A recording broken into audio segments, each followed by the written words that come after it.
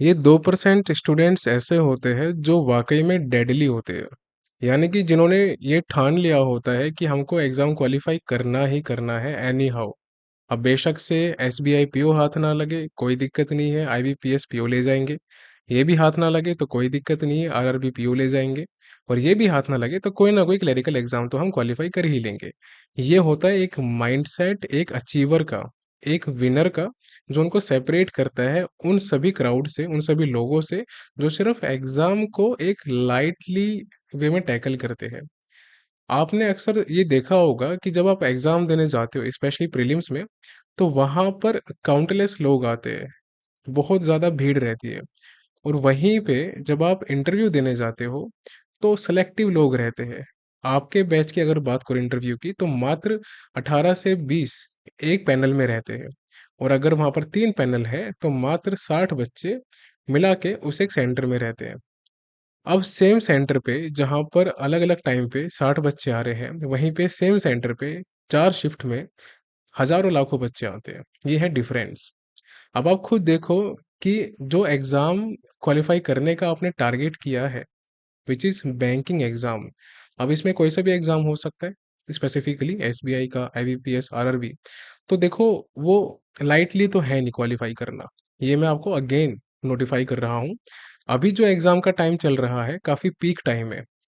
अभी देखिए जुलाई शुरू हो चुका है, फर्स्ट वीक होने वाला है, देन अगस्त, क्योंकि अगस्त 17th को एसबीआई पीओ का प्री है। अब आपके पास मात्र 5 से 6 हफ्ते बचे हैं टू प्रिपेयर फॉर एसबीआई। और जैसे ही एसबीआई होगा, आईबीपीएस पीओ का एग्ज़ाम हो जाएगा प्री का।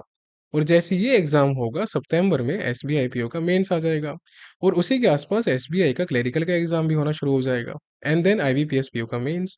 तो ये जो सिलसिला है, ये चलता रहेगा कंटिन्यूअसली। अब यहाँ पर बात आती है कि आप बैलेंस कैसे लेके चल रहे हो अपनी प्रिपरेशन में, ये सवाल आता है।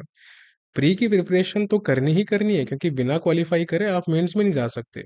भाई अगर आप अभी लाखों की भीड़ में स्टैंड करते हो जहाँ पर 8 से 10 लाख बच्चे आ रहे हैं, तो वहीं पे अगर आप 40 से 50 हज़ार बच्चों के बीच में आना है आईबीपीएस पीओ में, या फिर आपको एसबीआई में 15,000 बच्चों के अंदर आना है, या फिर 10,000 बच्चों के अंदर आना है, तो कुछ तो आप में स्पेशलिटी होनी चाहिए जो कि आपको सेपरेट करे उन सभी लोगों से जो उस भीड़ का हिस्सा है।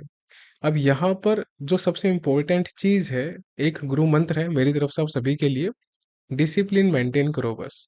जब भी स्टडी करने बैठते हो, ये सोच के मत करो मुझे सिलेक्शन लेना है, ये सोच के करो कि आज मैं कुछ नया क्या सीख सकता हूँ, या मैं कुछ अलग से प्रैक्टिस क्या कर सकता हूँ। क्योंकि जो भी दिन भर दिन आप प्रैक्टिस करते जाओगे, ये कंप्लीट डॉट की तरह वो आपके पोटेंशियल को इंक्रीज करता जाएगा। अगर आज आपने कोई चैप्टर अर्थमेटिक का किया, उसके क्वेश्चन आपको नहीं आते या बहुत दिक्कत हो रही है, कंसिस्टेंट रहो, ये बहुत इंपॉर्टेंट है। कंसिस्टेंट रहोगे तो जो आज टफ है वो कल इजी हो जाएगा, लेकिन वो डिसिप्लिन के साथ होगा। ऐसा मत बोलना कि सर मन नहीं कर रहा, या घर में कुछ प्रॉब्लम है, या फिर मेरा माइंड ठीक नहीं है। देखिए ये प्रॉब्लम बाद में टैकल हो सकती है, अभी के लिए आपका करियर इंपॉर्टेंट है। ये जो टाइम है एग्जाम का 2025 का, ये दोबारा नहीं आएगा। 2026 का आ जाएगा, 27 का आ जाएगा।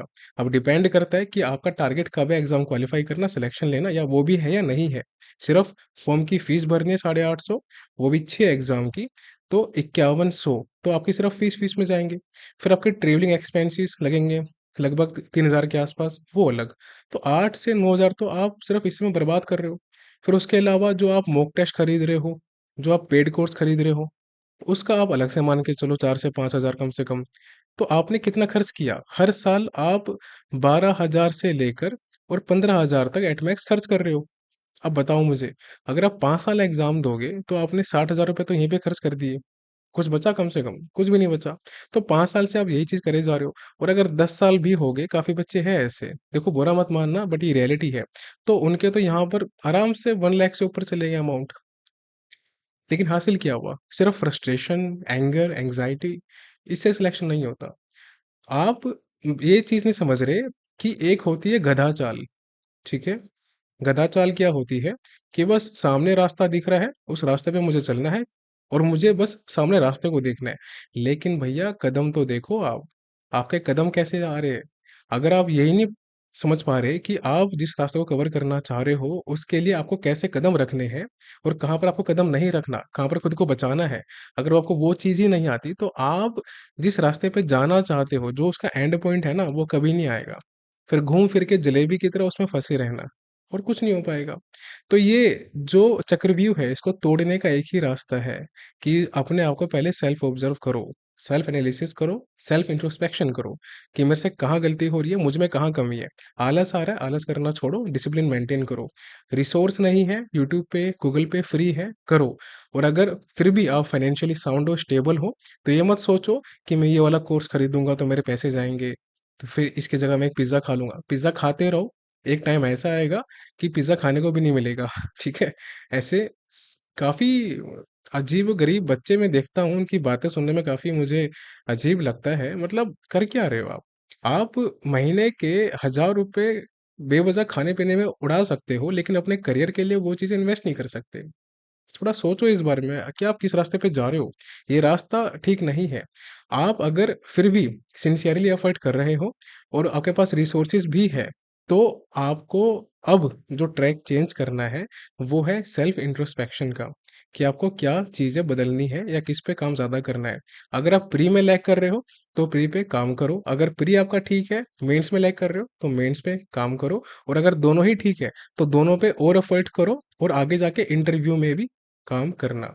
और यहाँ पर जैसे ही आप आ जाओगे, आपका सिलेक्शन हो जाएगा। अभी टेलीग्राम चैनल पे हमने आरआरबी, पीओ के सेलेक्टेड स्टूडेंट्स के पोर्टफोलियोज़ डाले हैं, जाके देखिए आप। टेलीग्राम चैनल का जो लिंक है, वो इस वीडियो के डिस्क्रिप्शन बॉक्स में भी है और कमेंट सेक्शन में भी है। आप जाके सर्च करना। जब वो खुशी होती है ना कि जब आपका नाम विज़िबल होता है with your photo and name, तो जब आप उसको अपना स्टेटस भी लगाते हो व्हाट्सएप का या किसी भी सोशल मीडिया प्लेटफ़ॉर्म का, तो प्राउड होता है। People encourage you. वो चीज़ होती है जिसके लिए आप संघर्ष करना चाहते हो, फाइनली यू मेड इट। तो वो दिन के लिए आपको 2% में आना है। इस 2% में आओ, तब जाके सिलेक्शन होगा, वरना तो फिर रिजेक्शन ही होगा।